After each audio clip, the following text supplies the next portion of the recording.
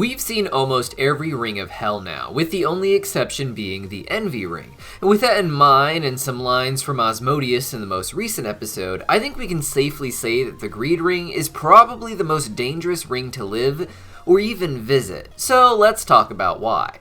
Now, Greed is the fourth ring down, making it the very middle ring of hell, and while hell is imagined as a place of torment, at least some of the rings actually provide a pretty decent lifestyle for their people. Of course, most any ring is going to have a division between an upper and lower class, and the sharper the division is between those two classes, the harder it is to live in that ring overall as a common folk. The Greed ring is perhaps the greatest example of that, such as seen in Season 2, Episode 3, when the IMP gang goes to visit Moxie's father. Previously, we had only seen the Greed ring through the lens of Lululand, which looked like a rather nice part of the Greed ring overall, but this was of course to cater to tourists that wealth could be extracted from and doesn't really reflect the reality of life in the Greed ring for the people that live there. By flying beyond Lululand, we were able to see that the majority of Greed is just slums being exploited and destroyed for the sole purpose of profit. This is the Greed ring, so of course there is a focus on wealth, with the ruler of this ring being the demon clown known as Mammon. While we haven't seen Mammon on screen, we can learn a lot about his goals by the way he treats his own ring and the other princes. Mammon loves money so much that his face is printed on Hell's currency, called souls, and his goal seems to be to get as much of it as he can instead of letting it circulate among his people. Without proper circulation, the system collapses, and the money is worth nothing even to the massively wealthy. But the point of greed is that it's a deadly sin so corrupting that greedy people can't see beyond the rush that they get from knowing that they have more money. It's like an addiction. Some people are so greedy that the money itself becomes symbolic, and the more of it they get, the more happy they are because they know the literal resources it could buy are no longer available for the common folk when that system collapses. To do this, Mammon wants to exploit not just his own ring, but the other rings around him as much as he can. Since it's easier to exploit his own ring, however, it has quickly fallen apart to look worse than any other ring of hell so far.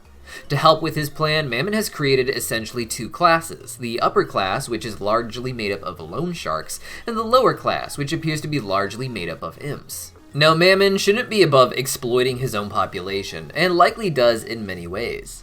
The loan sharks seem to live a great life in nice communities for now, but once they can't exploit the lower classes of the Greed ring, they will be thrown away by Mammon as he seeks refuge, likely in another ring, leaving Greed to rot. These loan sharks appear to give out loans to the lower classes of the Greed ring and perhaps the other rings in hell as well. High interest loans are probably more legal in the Greed ring, but even in there, I imagine that the economy is purposely worsened by Mammon so that the lower classes are forced to take out illegal high interest loans with his mob sharks. Mammon likely controls most of the industries we see in Greed, which appears to be polluting the skies and water with its factories. I imagine Greed is where most things are mass-produced for hell, Greed being a cheap place to get cheap goods, but making it so Mammon owns the market for these goods and thus gets most of the money.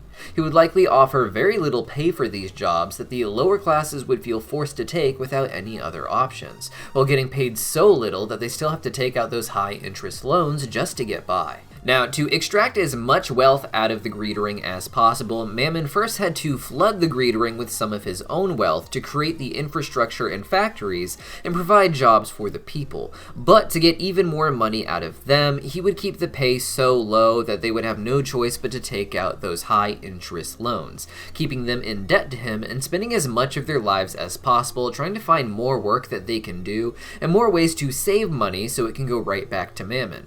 He creates a system where the only option from birth is to take a job that doesn't actually pay you enough to exist, and by the end of your life, you have paid Mammon back so much that you've made virtually nothing being his worker for decades. These lower classes appear to be largely made up of imps in the Greed ring, imps being one of the few species we see in almost every ring of hell as locals, with differences arising between imps from different rings. It is believed they are largely from Wrath in origin, but migrated throughout hell early on and evolved to have those differences from the imps of other rings over time. Mammon thus saw them as an easy class to exploit within his own ring, while giving the local species of loan sharks preferential treatment. However, not all imps are stuck in this lower class, as we see with Moxie's own father Crimson living among the elites, surrounded mostly by loan sharks. In addition to Crimson, I think a few other species have elites in the upper classes of the Greed Ring as well, each doing what Crimson seems to do, exploiting their own people on behalf of the loan sharks. These loan sharks have likely developed a reputation for being shady mob and mafia types that you can't possibly actually pay back. And while desperation can make demons sign all sorts of contracts, as we've seen in the most recent episode, many likely learn not to trust the sharks over time. With that in mind, the sharks would have opened up their inner circle to include imps like Crimson who they could control, and who could do business in his community on behalf of the loan sharks, still being shady but at least being more relatable to the imps as an imp himself. The system that Mammon created here has led to Greed being perhaps the most corrupt ring of them all. To make his dirty dealings work, there is a lack of policing in this ring, with imps being murdered in broad daylight as the IMP gang flies by in episode 3 of season 2. In the most recent episode, Fizzarelli had a rehearsal with Mammon scheduled in the Greed Ring, but Asmodeus was afraid to send him even to that on his own. He recognized that even on the way there, Fizzarelli could easily be kidnapped, with one of the cities in Greed literally being named Ransom, apparently because people are known for being kidnapped and held for ransom there. The lack of policing allows Mammon to do his dirty dealings, but it also allows others to get away with their own crimes too, as long as those crimes don't interfere with the crimes of Mammon. Now, in terms of crime and general lifestyle, Greed seems to be the worst, though Wrath would definitely be a close second. There, death seems pretty common, but it's less because of oppression and more because of the natural way of life of Wrathring imps. While I imagine a good many die in war missions that they are forced to do for the overlords, they do seem to actually love war itself, and are just as likely to kill each other in events like the Pain Games, considering Millie and Sally Mae's high scores. While they don't seem to love the fire tornadoes that have taken away previous ranch hands either, all of these things are just what the imps naturally evolved around. While they are born to be soldiers and farmers at the bottom rung of hell, the imps in the Greed Ring below them are perhaps just one step below them, considering they are being essentially farmed by Mammon to be pushed to their own destruction. The Wrath imps have a purpose that will essentially never end, and they seem to enjoy the farming they do, what with having to wrestle around with the bigger demonic animals. So overall, I think that the Greed Ring is definitely more dangerous than the Wrath Ring in terms of the people living there and what they actually want out of life. Now, as far as class system goes, I say that the Pride Ring is probably the most similar to Greed. Here, we have more of a focus on the overlords of hell, who are long-living immortals that can spend decades and centuries creating their own industry that they absolutely rule. This leads to a sharp division between the upper and lower classes. However, the never-ending life of the sinners makes the class division more about a never-ending relationship of trying to house the lower classes in a way that makes the overlords profitable. The entertainment of the Greed Ring, Lululand, seemed largely aimed at tourists and not its locals, with there being little to do or enjoy for the Greed Ring natives but work. In Hell, Greed is almost like a lesser developed nation that focuses on factory production and only has nice areas where tourists are let in, whereas Pride is more the typical American system.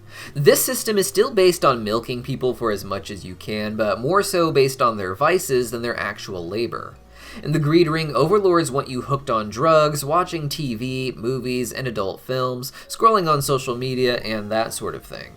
All of this is meant to keep you entertained no matter how terrible your quality of life is. In the Greed Ring, those would just distract you from the possibility of more work, and allowing people to have the money to pay for such things with his factory wages would mean less money that Mammon can immediately extract back from them with industries that he'd locally control, from property to food distribution. As such, the Pride Ring is similar to Greed overall, but Greed still seems far worse in that it's focused on robbing people of all potential joy before destroying you, whereas the Pride Ring is an indefinite prison where the hope is to simply get you addicted to as many vices as they can. We see very little of gluttony in the show, and what we do see in episode 8 of season 1 is mostly luxurious. However, this is the party of Beelzebub herself, where everything has to be perfect to maintain her mood. From the flashbacks of Luna at the Pound in episode 2 of season 2, I would imagine most of Gluttony is a pretty sad place to live. If it was better than living in Imp City, I think Luna would have run off there as soon as she turned 18, but sharing a one-bedroom apartment with Blitz and not even having enough money for her own car seems easier than whatever natural life exists for her there. Lust overall seems like a pretty nice place to live for locals, and the Sloth Ring, despite its drug issues, seems to be the most luxurious in all of Hell. Finally, the Envy Ring has not been seen by us, but it is implied to be more of an isolated suburban ring based off of the deep-sea Karen we saw at the hospital with Blitz in episode 4 of season 2. With that in mind, these three seem to be perhaps the highest quality of living overall in Hell, putting them not just above greed, but perhaps even pride, and especially above wrath. But what do you think? I'm enjoying doing these little videos where I explore why one ring of Hell is the most dangerous or the most luxurious, so let me know which ring you'd like to hear compared to the others and from what angle, and we'll do some exploring on Hell's world building in that way. See you guys next time.